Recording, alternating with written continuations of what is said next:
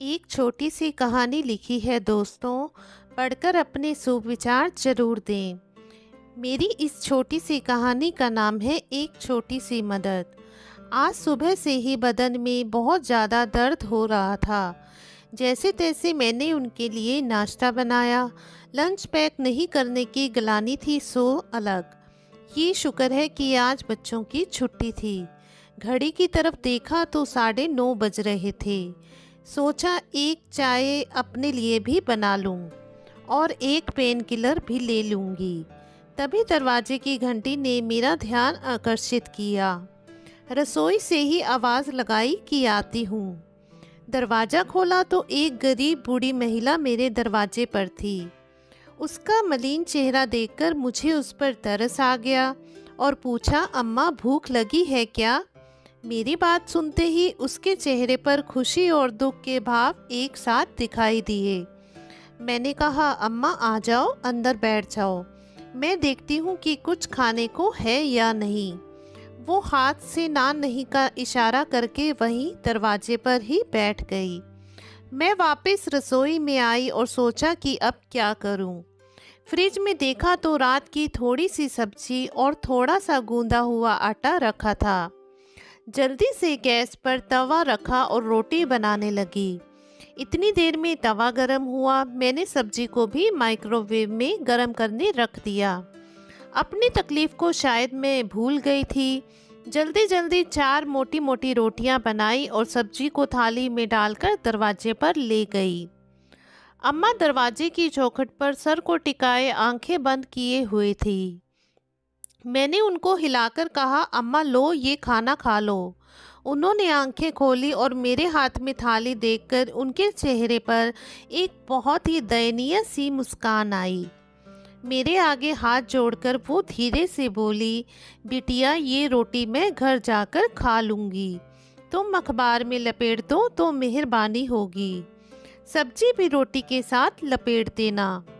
मैंने आग्रह किया कि वो यहीं पर खा ले, पर वो बार बार यही मिन्नत करती रही कि वो यहाँ पर नहीं, अपने घर में जाकर खाएंगी। मैंने उनके कहने के हिसाब से रोटियों को अखबार में लपेट दिया और सब्जी एक प्लास्टिक के डब्बे में डालकर उनको थमा दिया और वो मुझे दुआएं देते हुए मेरे सर पर हाथ रखकर वहाँ से चली गई। दिल को एक सुकून सा मिला कि चलो एक भलाई का काम कर दिया और मैं अपने लिए चाय बनाने रसोई में चली गई। ऐसे ही कुछ दिन निकल गए। मैं बाजार के काम से घर से कुछ दूर गई थी। वापस लौटकर आते हुए आज सोचा कि रिक्शा नहीं करती, पैदल ही घर तक चली जाती हूँ। थोड़ी वॉक भी हो जाएगी और कुछ खरीदारी भी करनी हुई तो आसानी रहेगी। अभी कुछ दूर ही चली थी कि मेरी नज़र सड़क के पास एक छोटी कुटिया पर पड़ी। वहाँ वो ही अम्मा दिखाई दी जो उस दिन घर पर आई थी। मैं अपने आप को रोक नहीं पाई और उनके पास चली गई। पता नहीं क्यों, पर उनसे एक सहानुभूति सी महसूस हो रही थी। देखने में वो गरीब और लाचार जरूर थी, पर उनके चेहरे पर जो शालीनता थी वो कुछ अलग थी, जिसको देखकर मुझे उस दिन भी कुछ अजीब सा जरूर लगा था। मैं उनके पास गई और उनको प्रणाम किया। उनसे उनका हालचाल पूछा और उनके इस जगह पर रहने का कारण पूछने से मैं खुद को रोक नहीं पाई। मेरे सवाल पर वो थोड़ा झिझक गई और उन्होंने अपनी नज़रें झुका ली। मेरा हाथ पकड़कर मुझे अपनी कुटिया में ले गई। वहाँ चारपाई पर एक बूढ़े व्यक्ति को दिखाकर मुझसे बोली, बिटिया ये मेरे पति हैं। मैं और मेरे पति यहीं पास में ही एक बहुत ही आलीशान मकान में रहते थे। मेरे पति का अच्छा कारोबार था। हमारा एक बेटा है जो अभी विदेश में रहता है। हमने उसको अच्छी शिक्षा देने के लिए विदेश में भेजा था, परंतु पढ़ाई करने के बाद वो वहीं पर काम करने लगा। वहीं घर लेने के लिए उसने अपने पिता से काफ़ी पैसा मांगा तो मेरे पति ने अपनी दुकान को गिरवी रखकर उसको पैसा भिजवा दिया। उसने कहा कि मैं आप लोगों को अपने साथ विदेश में ही रखूँगा। उसने वहीं पर शादी कर ली और एक दिन उसने कहा कि मैं आप दोनों को लेने आ रहा हूँ, आप तैयारी कर लो। हमने कहा कि इतना बड़ा घर किसके लिए है, हम यहीं पर रहेंगे और तुम भी अपनी पत्नी को लेकर वापस आ जाओ, हम सब मिलकर बहुत खुश रहेंगे। तब उसने कहा कि अगर आपका मेरे साथ विदेश में भी रहोगे तो वहाँ भी हम बहुत खुश रहेंगे। अभी आप लोग यहाँ पर अकेले रहते हो तो मुझे आप दोनों की चिंता रहती है। मेरा काम बहुत अच्छा है और हम सब एक साथ रहेंगे तो एक दूसरे का अच्छे से ख्याल रख पाएंगे। तब हमने सोचा कि बेटे की बात मान लेने में ही भलाई है। फिर एक दिन हमारा बेटा आया और उसने हमको ये घर बेचने पर मजबूर कर दिया, ये कहकर कि अब इस घर को यहाँ किसके भरोसे छोड़कर जाएंगे, इसको बेच देते हैं और हमेशा के लिए वहीं पर बस जाते हैं। बस हमसे यही एक बहुत बड़ी भूल हो गई। हमने घर को बेचने की हामी भर दी, घर पिक किया और वो ये कहकर कि मैं एयरपोर्ट के लिए टैक्सी लेकर आता हूँ। हम अपने सामान के साथ घर के दरवाजे पर ही खड़े उसका इंतज़ार करते रहे और वो टैक्सी लेकर नहीं आया।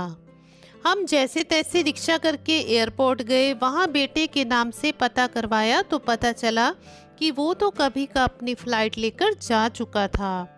हम बेसहारा होकर वापस अपने घर लौट कर आए, पर वो तो घर बिक चुका था, हम कहीं के नहीं रहे थे। हमारे साथ हमारी ही औलाद ने विश्वासघात किया था।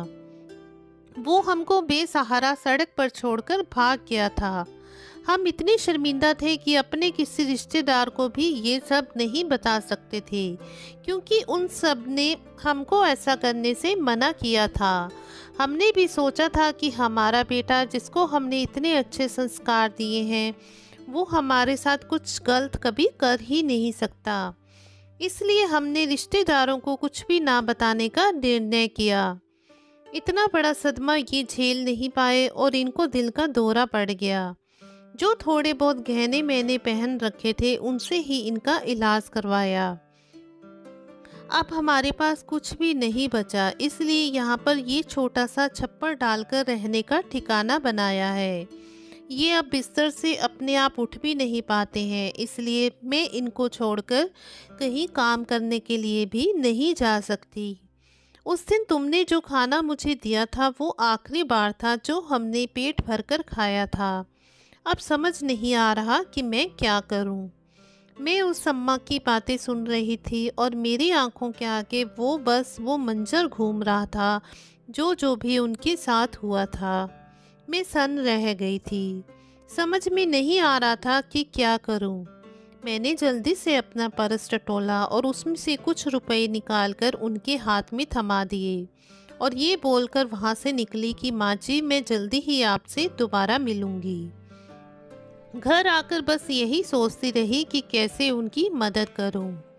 तभी मुझे मेरी एक सहेली संगीता का ध्यान आया जो एक एनजीओ चलाती है।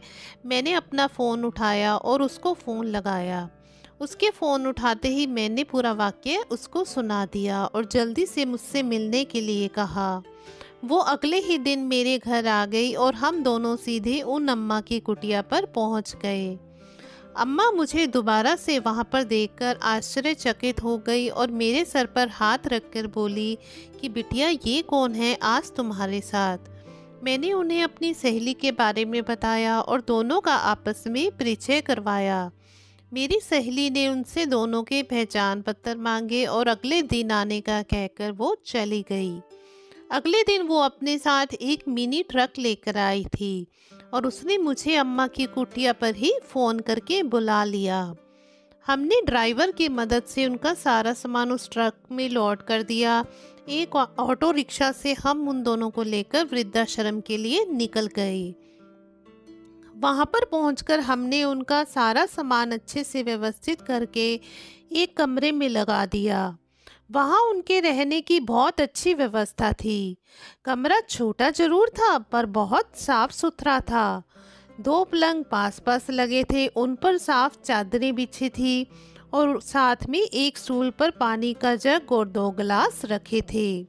हमने उन दोनों को वहाँ पर सही से बिठा दिया और उनके लिए खाने की व्यवस्था करने के लिए चले गए। वो एक बहुत ही अच्छा साफ सुथरा वृद्धाश्रम था। जहाँ और भी काफ़ी बूढ़े लोग थे जिनको उनकी औलादों ने यहाँ रहने पर विवश कर दिया था, जो अपना सब कुछ छोड़कर यहाँ रह रहे थे। उन सबके चेहरे देखकर लगा कि वृद्धावस्था में इंसान कितना लाचार हो जाता है, अपना सब कुछ अपनी औलाद पर न्योछावर कर देता है और वो निर्मोही संतानें इनको सड़क पर छोड़ देती हैं या फिर यहाँ वृद्धाश्रम में लाकर पटक देती हैं। हम सबको ही इनसे सबक लेना चाहिए। अपनी वृद्धावस्था के लिए हम सभी को कुछ न कुछ रकम संभाल कर रखनी चाहिए। अपनी औलाद पर इतना भी भरोसा नहीं करना चाहिए। अगर आज उन अम्मा के पास अपने बुढ़ापे लिए कुछ बचत होती तो उनको यूं भीख मांगने पर मजबूर ना होना पड़ता, और अगर बेटे पर आंख मूंद कर विश्वास ना किया होता तो अपने घर में ठीक से रह रही होती। हमने आश्रम की रसोई से उनके लिए खाने का बंदोबस्त किया और जाकर उनके पास बैठ गए। उन दोनों की आंखों में आंसू थे और उनके हाथ बार बार हमको आशीर्वाद देने के लिए उठ रहे थे। संगीता ने मुझे बताया कि ये आश्रम उन लोगों की बदौलत ही चल रहा है जो कभी कभी डोनेशन कर देते हैं। बहुत से लोग तो चुपचाप यहाँ डोनेट करके चले जाते हैं, इसलिए हम सबको डोनेशन करनी चाहिए और इन जैसे लोगों की मदद करनी चाहिए। अब हमको उन अम्मा के लिए एक लंबी कानूनी लड़ाई लड़नी थी, उनको इंसाफ दिलवाना था। हमने प्रण किया कि हम इनको इंसाफ दिलाकर रहेंगे और फिर मैं वापस अपने घर आ गई। आज दिल में एक सुकून था क्योंकि मैंने आज किसी की मदद की थी। आज लग रहा था कि मैं चैन से सो पाऊंगी क्योंकि कल से एक लंबी लड़ाई जो लड़नी थी। अगर आपको हमारी ये कहानी अच्छी लगी हो तो कहानी को लाइक कर दीजिएगा, शेयर कीजिएगा और चैनल को सब्सक्राइब भी कर दीजिएगा। धन्यवाद।